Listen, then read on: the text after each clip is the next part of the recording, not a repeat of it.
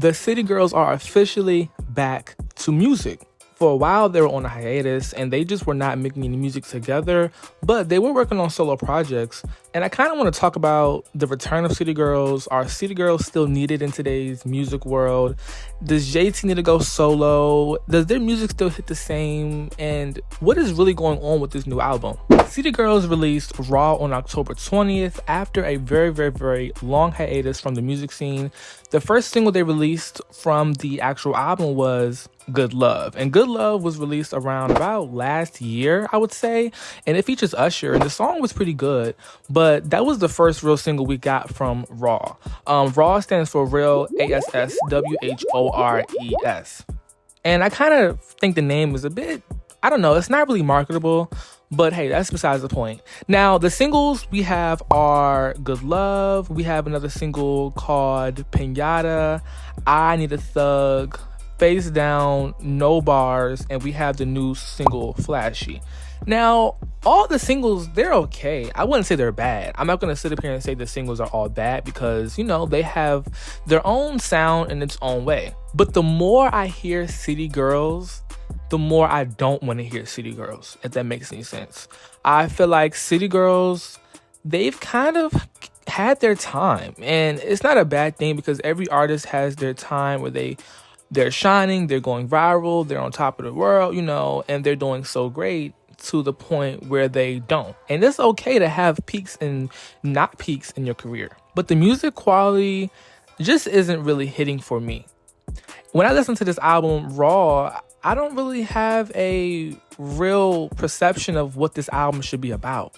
You know, what are we talking about? Are we still going to just make albums that just talking about the same subject matter, effing men, getting their money, scamming men? Are we going to continue doing that? Or are we going to try to make a body of work?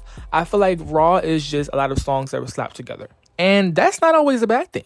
It's not always bad for an album to just have a lot of songs smacked together, but that only works if the songs are all good. And I wouldn't say they're all bad on Raw, but some songs just, I feel like I've heard this from City Girls before. Now, let's get into the sales of Raw. It seems like the City Girls are expected to do less than 10,000 units of the album. And that is just projections within the first couple of days of it being out. And the real issue is because we haven't heard from City Girls in a while. The album announcement was literally 10 days prior to the album coming out.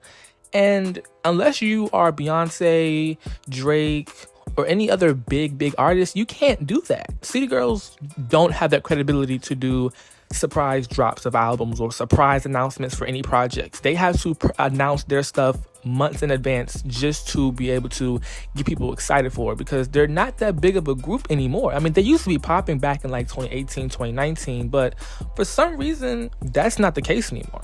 And I'm not saying City Girls is a bad group or they're just a bad, you know, individual members. I'm not saying that at all. I'm just saying the City Girls brand now, we're just lost. Like, what are you standing for? What are you creating? What are you making music for? What is your creative direction? What is your point?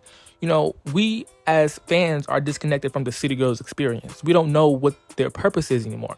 So it kind of feels like this album was just slapped upon us and it was just a song slapped on a track just to say we released an album. It didn't really feel like, oh, my album is coming out. It's here. Damn, take the album and leave me alone type of energy. And I'm not going to say that's probably how they felt, but that's just kind of what I received as a listener of the album. So in terms of the sales being low and in terms of them not selling a lot, they're City Girls. I'm not going to really expect them to sell 30,000 in the first couple of days or even have 100,000 pure sales.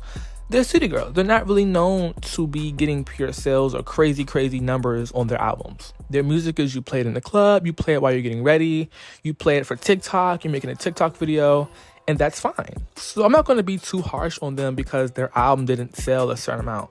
I think me going into their pure sales would be a bit harsh, in my opinion. I think it would just be delusional to just be trying to point at that, this, that, and a third when it comes to their numbers. Because like I always say, numbers don't always equate to cultural impact. If you play a City Girls song right now, I guarantee you, if you play it at an event or a festival, the entire crowd would know the song. But did the song go number one on Billboard? Did the song hit top 10 on Billboard? It didn't.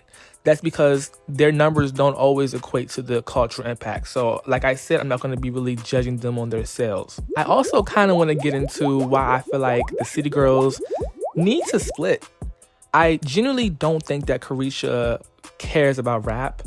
I don't think Carisha is into it anymore. I mean, when I hear her rap, I want to turn the volume off.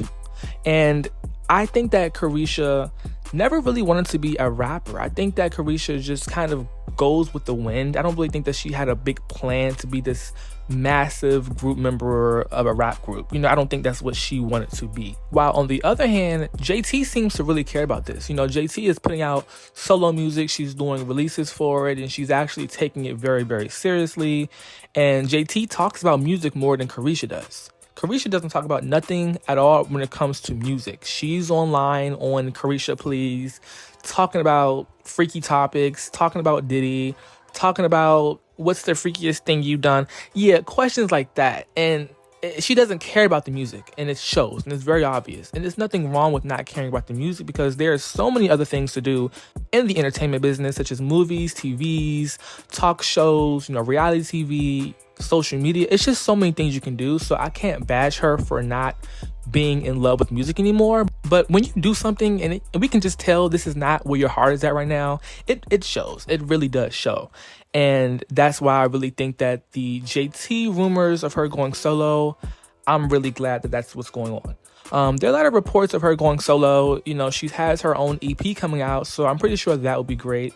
But I do think that JT is kind of scared to go solo. I feel like she's so used to releasing music with Carisha and as City Girls that she's scared to release her projects. And it's not wrong. It's not bad to be scared, because when you're doing something that's new and you're just now trying to find your voice as a solo artist, it can be scary because, when you're making a song, you can look at Carisha for the other part. You can look at Carisha to do her part while you get ready for your part. But now it's just JT has to do her own thing. And I think she's kind of scared of that. And the only reason why I say she's kind of scared of that is because we would have been had JT music by now. We would have been had a JT album. We would have been had a JT project, because City Girls, in my eyes, they've been split since 2021 after they released that other album. So yes, I guess the comeback of City Girls is great, but they've been split for a while, and the music just sounds like, here, damn, take it. Here, damn, here is the album. And it doesn't really seem like it's been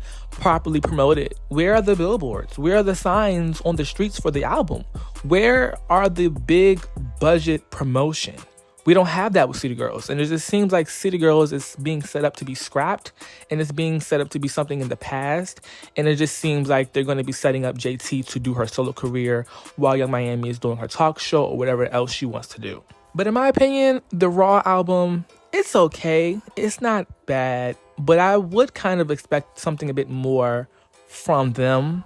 But then again, it's City Girls, so you can't really listen to a City Girls album and expect the best work of art, because they're talking about effing men, they're talking about getting money, they're talking about riding D all day. So you can't really deep dive into a City Girls album that much, which is why I'm not really critiquing their sales or anything like that, because let's be real, you put on City Girls and it just kind of plays in the background, or you're just vibing to it. And there's nothing wrong with that. But what do you think about this new album? Did you enjoy it? What is your opinion on the City Girls in terms of the group moving forward? Do you feel like JT needs to find her own voice and create her own solo projects, and Carisha needs to continue doing what she's doing? Or do you all just not care anymore about the City Girls brand? Do you just feel like City Girls have came and gone and it's kind of over for them at this point? What is your opinion down below? And I would love to hear what you have to say. Thank you so much for watching.